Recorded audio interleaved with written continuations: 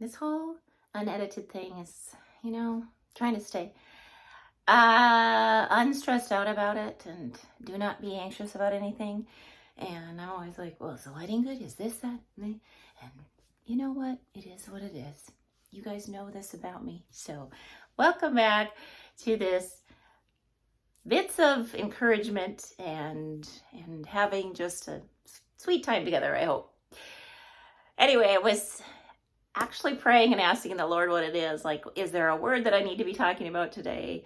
Is, a subject that we need to talk about? And I ended up coming up with the word perseverance. And that encompasses a whole lot of things like planning and solutions and responsibility. And so I'm just going to kind of go through the thoughts that I've written down, the journaling that I've done in my journal this week, and kind of give you some tips and I don't know, encourage myself just as much as you guys. So anyway, perseverance. The scripture that I learned a long time ago, perseverance must finish its work in me so that I may be mature and complete, not lacking anything. Perseverance, we just had this in a message that we had this weekend at church, and it was talking about like the tough, when the going gets tough, the tough get going. But perseverance is more like when the going is tough, and it will be tough because we know that living on this earth that we're going to need perseverance because the going will be tough. I mean, we are promised that to be thankful for trials when they happen. Well, not if they happen, but when they happen. So anyway, perseverance, the tough, what is it? When the going gets tough, the tough keep going. When the going gets tough, the tough keep going. So that's kind of my synopsis of what perseverance is. But there's three things that I've been thinking about.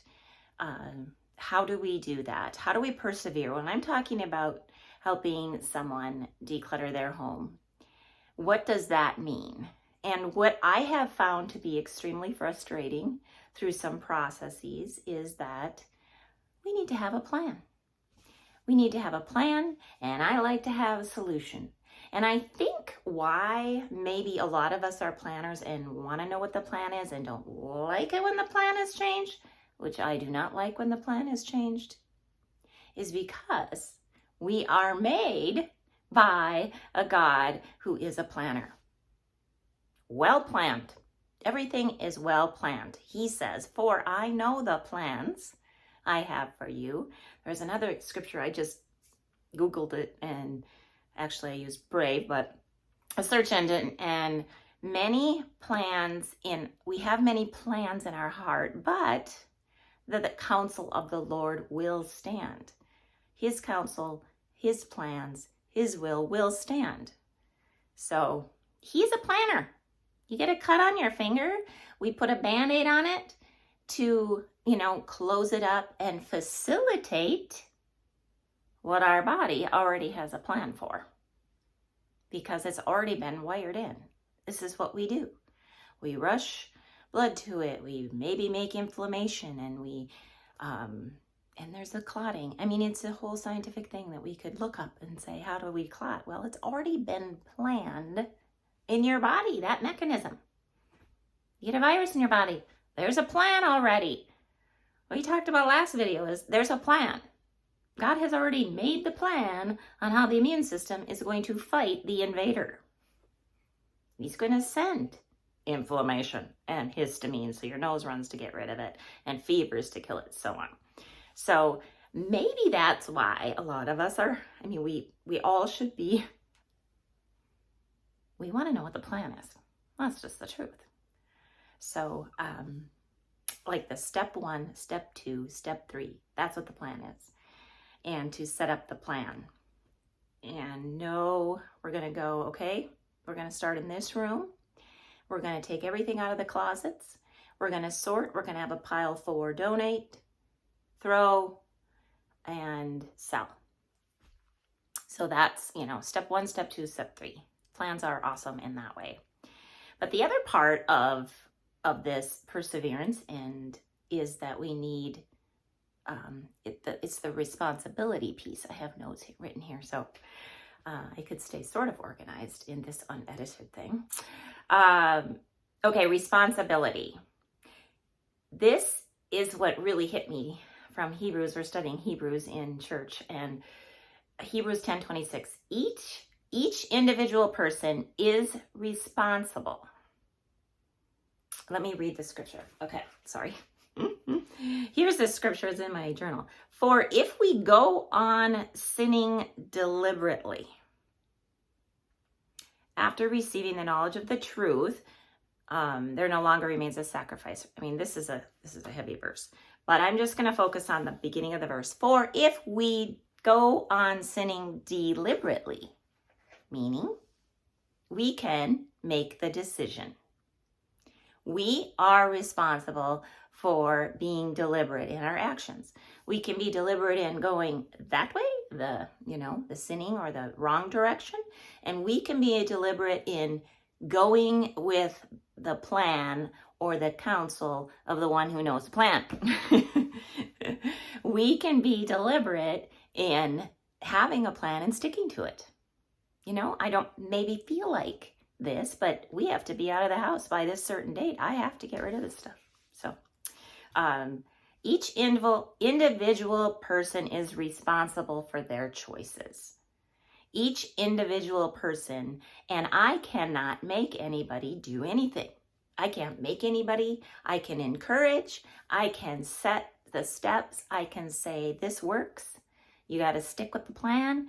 But each individual person is responsible for their own actions, their own decisions. So I really like it when it's backed up. Pretty much everything's backed up. But when there's a scripture that just goes, deliberately. Okay, we can deliberately go this way, or we can deliberately go this way. And then the third thing I was going to talk about perseverance is the solution, which is my favorite.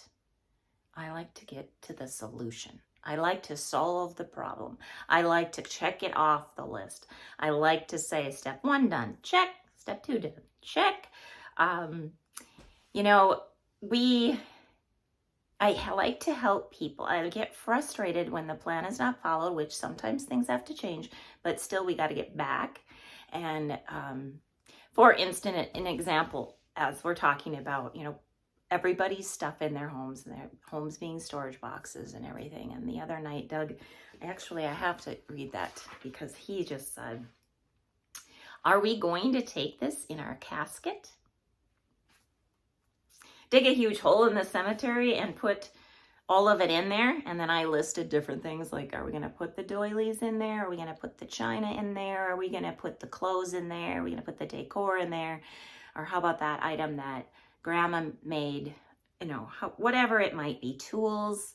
We're going to just dig the hole and put the old saw from Grandpa, the guns, the very first gun of my great grandpa.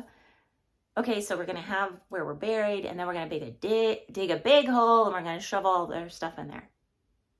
No, we're not. Do not store up things where moth and rust destroy. Do not store it. We can store it, but we're not going to be taking it with us because we're supposed to be storing treasures that will mean something, that are eternal. Treasures are relationships, love, and Jesus, and that's it.